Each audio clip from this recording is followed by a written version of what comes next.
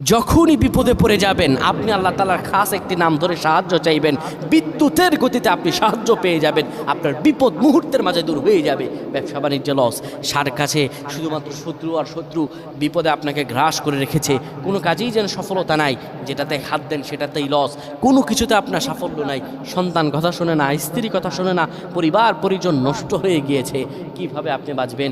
প্রবাসে আটকা পড়ে গেছেন, আসতেও পারেন না, কোনো কাজও পাচ্ছেন না, আপনি আমলটা করেন।